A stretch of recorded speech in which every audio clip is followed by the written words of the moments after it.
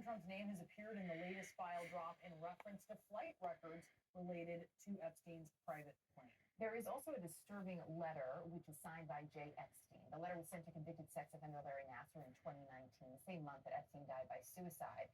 And it appears to make crude references to Donald Trump, who was in his first term at the time. It does not, however, explicitly name Trump, instead referring to, quote, our president. President Trump, of course, has not been accused of any criminal wrongdoing related to Epstein. Joining us now is Chuck Todd, host of the Chuck Toddcast. Chuck, good to see you. This latest release, there's a lot in it, and there are certainly a number of mentions to President Trump. I'm just curious, what do you make of what we have seen in the second dump so far?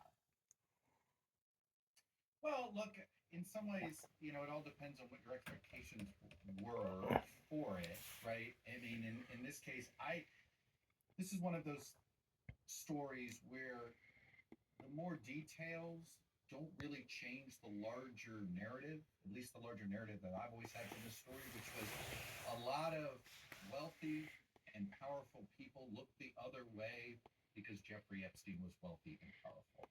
And I look at these releases and they sort of reinforce what was already believed. And I think it certainly doesn't make elites in this country look very good, whether you're a former CEO of Microsoft, a former or sitting president of the United States, or anybody else in between, right? That you overlooked character. So, look, I think the details, what they do is I think what we're seeing online is they're reinforcing beliefs people already had.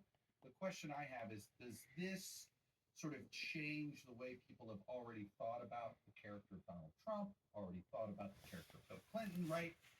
And I'm not sure anything that's being released is actually changing that larger perspective about anybody involved, but it does reinforce the idea that a lot of wealthy and powerful people knew what was going on and looked the other way, sadly, just for what? A free plane ride? That's a good question. What did you think about this DOJ statement they released? They say some of the documents released, quote, contain untrue and sensationalist claims against the president. It goes on to say, if the claims had a shred of credibility, they certainly would have been weaponized against President Trump already, and that nevertheless, it's releasing those documents, quote, out of our commitment to the law and transparency.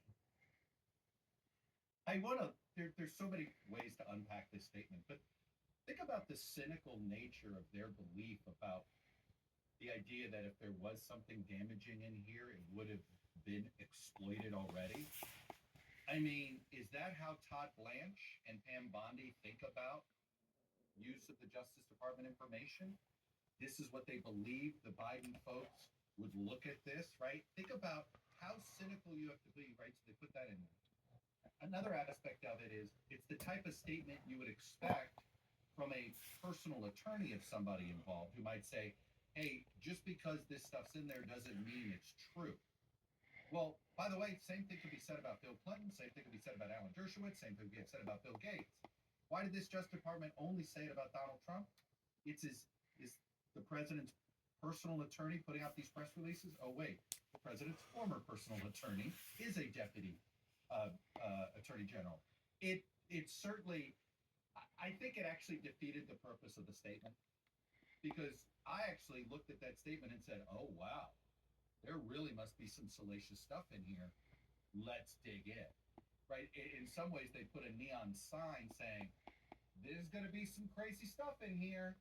We're just going to tell you it's unsubstantiated because we just assume our political opponents would have weaponized this against the president last year, which is that part of it I also find extraordinarily cynical about the rule of law in this country. And unfortunately, I do think we have ruined people's perception of the Justice Department. I think people now equally believe that place is politicized based on whoever's in office, and that is a huge problem long-term for this country. Yeah, it certainly is. We want to shift gears a little bit. There is some new Gallup polling out that we wanted to go through a little bit with you. It's a bit of a political retrospective on the year. Finds a 24% approval rating for congressional Democrats, 29% for Republicans. How do you think Democrats should be looking at this, especially as they are really leaning in their effort, understandably, to flip Congress in the upcoming midterms? Well, I think it's a reminder that we've not, neither political party is trusted in this country, and that's been true. I would argue going back to the 2010 election.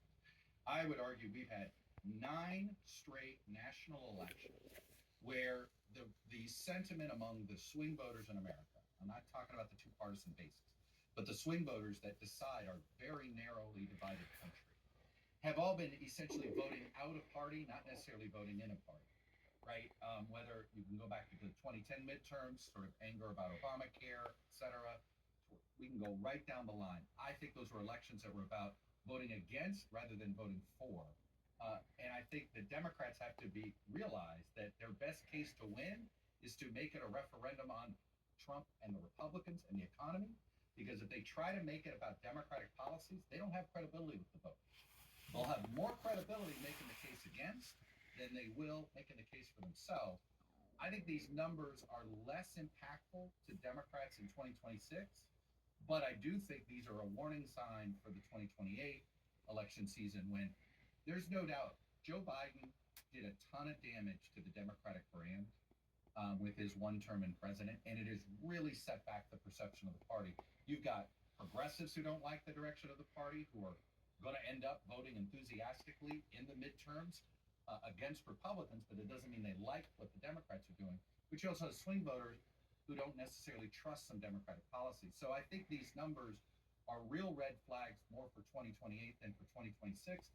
But it's also a reminder we've been in a cycle. We know what we don't want as a country. We just don't know what we want. Yeah, it is fascinating. Chuck, good to see you. Thank you.